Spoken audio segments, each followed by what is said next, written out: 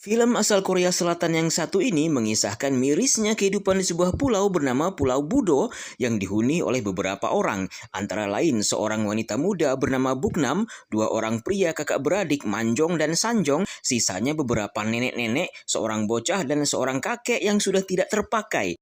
Karena kekurangan wanita membuat kakak beradik Manjong dan Sanjong harus saling berbagi istri demi kebutuhan biologis. Namun kita tinggalkan sejenak kehidupan di Pulau Budo karena kisah sebenarnya berawal dari sebuah kota yang melahirkan banyak bintang K-pop terkenal yaitu Seoul, Korea Selatan. Terlihat seorang wanita lajang bernama Hiwon yang bekerja sebagai teller di sebuah bank. Saat itu merupakan hari naas bagi dirinya karena ia mendapat customer seorang nenek yang ngotot ingin mendapatkan pinjaman dengan bunga rendah yang membuat Hiwon naik darah. Ia juga dipanggil oleh pihak kepolisian karena menjadi satu-satunya saksi mata yang melihat para pelaku dari korban penghilangan nyawa. Namun, ia tidak mau mengambil resiko dengan mengatakan bahwa dirinya tidak mengenali pelaku sama sekali.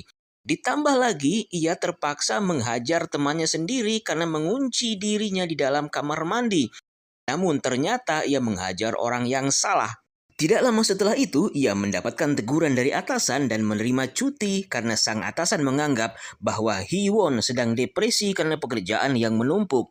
Bahkan di rumah ia mendapatkan omelan dari Pak Pos karena kotak surat yang ada di depan rumah telah penuh. Merasa suntuk karena selama masa cuti tidak ada kegiatan, akhirnya ia berinisiatif untuk berangkat liburan dan ia memutuskan untuk liburan ke sebuah pulau tempat kakeknya dulu berada, yaitu Pulau Budo. Namun sebelum lanjut, yuk sama-sama kita dukung channel ini dengan cara menekan tombol merahnya, aktifkan loncengnya, like, share, dan komen. Dukungan para penonton semua sangat berarti bagi Mimin. Bagi yang sudah, Mimin ucapkan terima kasih. Sesampainya di pulau itu, Hiwon mendapat sambutan hangat dari Buknam yang ternyata mereka berdua merupakan teman sejak kecil. Saking lamanya mereka berpisah membuat Buknam hampir tidak mengenali teman lamanya itu. Kehadiran Hiwon di pulau itu membuat para nenek-nenek terkagum-kagum atas kecantikan dan kemulusan sang gadis kota tersebut. Saat itu, Hiwon melihat Manjong dan Sanjong yang memperhatikannya dengan tatapan lapar. Dan baru diketahui ternyata Manjong adalah suami Buknam, sedangkan Sanjong adalah adik ipar Buknam dan mereka bertiga tinggal dalam satu rumah. Saat itu, seorang nenek yang bernama Asem mengingatkan Hiwon untuk mengurungkan niatnya liburan di pulau itu dan kembali saja ke Seoul. Sang nenek memastikan bahwa Hiwon hanya akan mendapatkan neraka di pulau terpencil itu. Namun, Hiwon tetap memaksakan ingin tinggal beberapa hari untuk mengenang kakeknya dulu. Buknam pun akhirnya mengantar Hiwon ke rumah kakeknya dulu dan sesaat kembali mengenang masa kecilnya. Tidak lama kemudian, seorang gadis kecil bernama Yeon tiba-tiba muncul. Gadis kecil tersebut sebenarnya anak dari Buknam, namun tidak diketahui pasti siapa bapaknya, Manjong atau Sanjong. Setelah mereka berdua ngobrol ngalor dan ngidul, akhirnya Buknam meninggalkan Hewon sendiri untuk beristirahat setelah perjalanan yang cukup jauh. Menjelang malam, mereka berdua saling melepaskan rindu dengan mandi dan bersenda gurau bersama di tempat yang sama saat masa kecil dulu. Dan malam pun tiba, terlihat Manjong, Sanjong, Buknam, dan Yeon mereka makan bersama dan memang mereka berempat tinggal satu rumah. Saat itu Manjong berniat berangkat memancing ke laut bersama Yeon yang telah menganggap dirinya sebagai ayah. Namun saat Manjong yang merupakan suami Buknam sedang berangkat memancing, Sanjong mengambil kesempatan untuk melepas hasrat lelakinya pada kakak iparnya tersebut. Perbuatan Sanjong pun sebenarnya telah lama diketahui oleh Manjong, namun sepertinya Manjong telah ikhlas berbagi istri. Perlakuan tidak layak yang diterima Buknam tidak sampai di situ. Ia sendiri dipaksa bekerja keras seorang diri dan sering mendapat perlakuan KDRT dari suami hanya karena hal sepele. Keesokan harinya, seorang wanita cantik lainnya tiba-tiba mendatangi Pulau Budo. Ternyata wanita itu adalah cewek bookingan langganan Manjong dan sebut saja bernama Chebok. Hal itu sebenarnya telah lama diketahui oleh Buknam dan semua nenek di pulau, namun mereka tidak mau ambil pusing. Sedikit rasa penyesalan terlihat pada raut wajah Chebok setelah melihat Buknam. Saat itu, Chebok menceritakan sedikit tentang kota Seoul yang dianggap menyenangkan. Sebenarnya, Buknam sangat ingin keluar dari Pulau Budo namun takut dengan Manjong. Sore harinya saat Buknam berniat mengangkat jemuran, tanpa sengaja ia menemukan daleman milik anaknya Yeon ada di saku celana Manjong. Saat itu ia mencurigai Manjong telah berbuat tidak senonoh pada Yeon. Dan tanpa pikir panjang, Buknam segera menemui Yeon yang saat itu terlihat sedang bersolek dengan make up yang entah ia dapat dari mana. Saat Buknam sedang memarahi anaknya, tiba-tiba Manjong muncul lalu menghajar istrinya tersebut karena ribut dengan Yeon hanya karena masalah make up. Manjong pun menyiram wajah Buknam menggunakan cairan lipstik dan meminta istrinya tersebut untuk pergi. Di sisi lain, terlihat Hiwon yang baru saja mendapat kabar tidak baik bahwa dirinya baru saja di-PHK dari tempat ia bekerja. Dan ia pun berniat kembali ke kota Seoul esok harinya. Namun malam itu ia melihat Buknam yang wajahnya dipenuhi oleh cairan lipstik. Saat itu Buknam mengutarakan niatnya agar Hiwon mengajak dirinya dan Yeon ke kota. Permintaan itu pun ditolak oleh Hiwon dengan alasan bahwa dirinya sibuk mengurusi pekerjaan. Buknam tetap memaksa dengan mengatakan jika tidak bisa membawa dirinya, cukup bawa Yeon saja agar keluar dari pulau itu. Melihat Buknam yang terus merengek, Hewon menanyakan alasan Buknam memaksa dirinya untuk membawa Yeon keluar dari pulau menuju kota. Hewon pun terkejut saat Buknam meyakini bahwa Yeon telah dinodai oleh Manjong. Saat itu Hewon marah pada Buknam karena berprasangka buruk tanpa dasar dan tanpa alasan yang jelas. Sambil menahan rasa kesal, Buknam akhirnya meninggalkan Hiwon seorang diri.